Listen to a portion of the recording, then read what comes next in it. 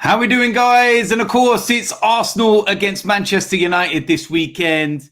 And what am I going to do? I'm going to do a combined Arsenal and Man United 11.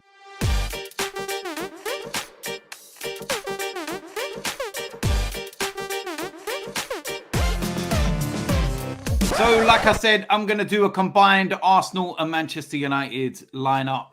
I did it last week for the Arsenal and Spurs one. And considering it's such a big game, I thought I would do it again. Now, without further ado, let's go and get straight into it. Starting off with the goalkeepers. And, of course, Manchester United, David De Gea. And Arsenal, Aaron Ramsdale. It's about personal preference. I feel that this one would be down to. David De Gea is a top-class goalkeeper. I'm not even going to sit here and deny it.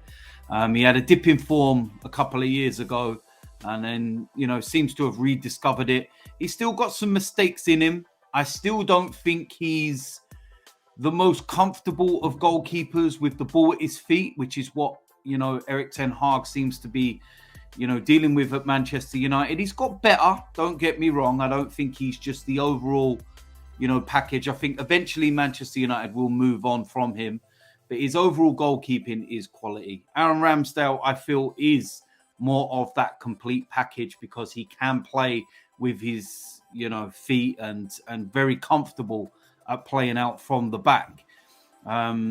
Shot stopping is just absolutely superb. I think we only have to look at our last game against Spurs to see just how good he actually is. And in the same time, David De Gea pulled off some wonderful saves against Crystal Palace. But for me, again, like I said, it's personal preference. And I'm going for Aaron Ramsdale because I think overall he offers everything, which is that playing out from the back. Going to move into the defence. First of all, on the right-hand side, there is simply no debate here.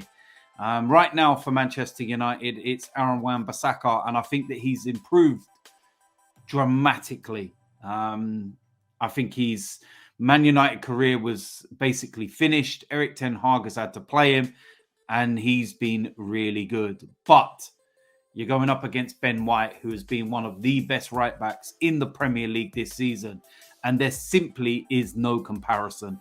Ben White goes in at right-back. Right centre-back. Now, the two that I'm going to debate over here will be Varane and Saliba. Two French international players, one at the latter part of his career and one at the beginning of his career.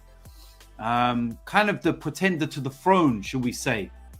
Varane has won everything, done everything, and Saliba is at the start of that journey. I've got no doubt that Saliba will be the player that takes over for France at a longer mainstay and everything else. He is a phenomenal player. Last week, I made the mistake of leaving Saliba out over Romero in the combined 11 with Spurs. And that was a huge mistake. And that was a huge disservice to Saliba. Now, Varane is quality. Varane has been good for Manchester United.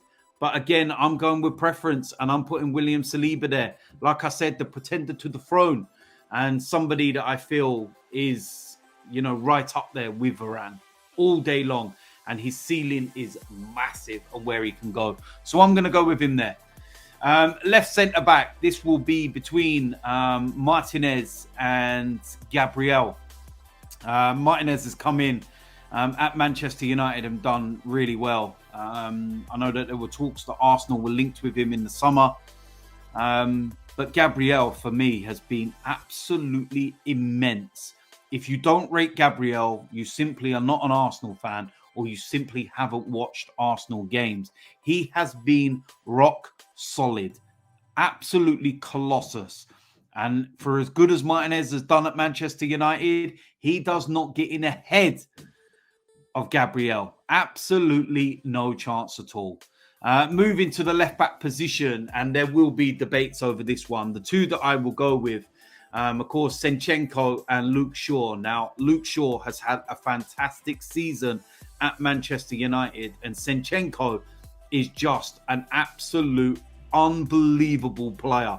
For the system that we want to play at Arsenal, for the way that Mikel Arteta wants his fullbacks to play, he is unbelievable. I think if you're playing an out-and-out left-back, then Luke Shaw would be ahead of Zinchenko. When you're playing the system that Arsenal are playing, Zinchenko all day long. Luke Shaw cannot do what Zinchenko does. It's as simple as that. So for the system and the way we're set up, I'm having Zinchenko over Luke Shaw all day long. Now we're going to move into the centre of midfield. And first of all, I'm going to put him in there without even comparing Man United players, because we can talk about the likes of McTominay, Fred, Casemiro, etc., etc. Thomas Partey, best defensive midfielder in the Premier League. I don't care what anybody from Manchester United wants to say. Casemiro is an unbelievable player. All right, we don't disregard what he's won at Real Madrid. Not at Man United, at Real Madrid. But Thomas Partey in the Premier League is the better player. Overall, more comfortable on the ball, does more of a job than Casemiro at Arsenal than he does at Manchester United. The only game that Arsenal have lost this season, Thomas Partey was not playing. That's how influential he is. That's how big a job he does. Not disrespecting Casemiro, but Thomas Partey, for me, is the best defensive midfielder in the Premier League. And in terms of my 1 to 11 as well, I am going for players that are available for this game against Manchester United. That's why the likes of Casemiro and the likes of Jesus will not be in contention for this predicted lineup. There's no point in doing a combined 11 if players are not available. Okay, Casemiro is not available for this game. Picked up his 5th yellow card against Crystal Palace.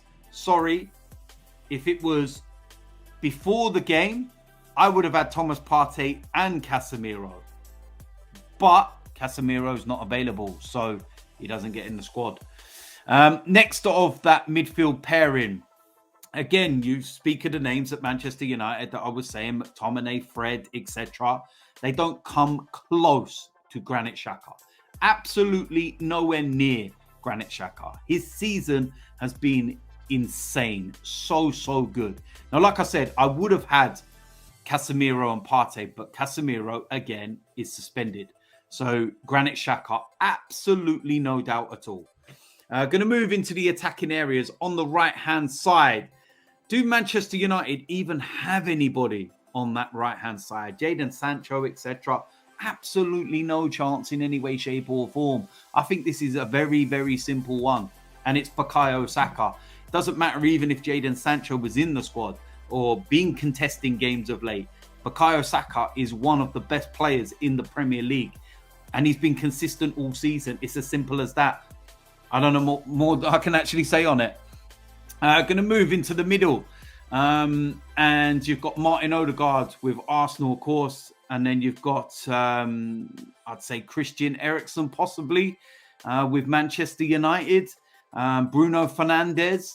But Martin Odegaard has had a better season than all of them.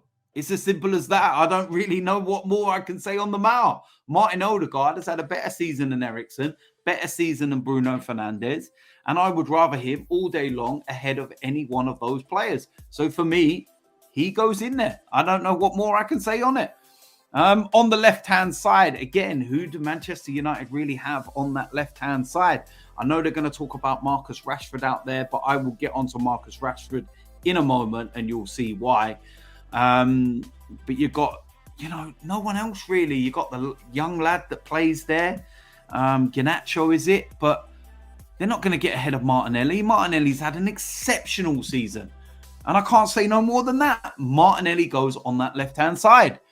Now, the striking options, again, Gabriel Jesus is not going to be in contention because he's not playing. He's injured. So you're going to have to go with Eddie Nketiah or Marcus Rashford. Now, I know that people will say Rashford predominantly plays on that left-hand side, but he's also a striker. And if I've got to pick, I would have Marcus Rashford as the striker with those players I've just mentioned behind him. You imagine Marcus Rashford as a main striker with the likes of Saka, Odegaard and Martinelli behind him, please. That would be an unbelievable attacking lineup. So for me, Marcus Rashford goes into that attacking lineup, and he is the only Manchester United player that gets into this Arsenal 11 right now. So there we go. That is the combined 11. I can't really say much more than that. Argue amongst yourselves in the comment section. Let me know whether you agree or disagree. If you disagree, what players and where. What you've got to remember right now is Arsenal at the top of the league. Clearly at the top of the league as well. So the players in their positions are the best players and playing exactly how you expect them to be playing of a side that are top of the league. So for me, the only player that gets in there is Marcus Rashford, and that is as simple as that. So listen, if you're new around here, make sure you hit the subscribe button. Make sure you smash a like on this video, and I will see you lot soon. I'm out of here.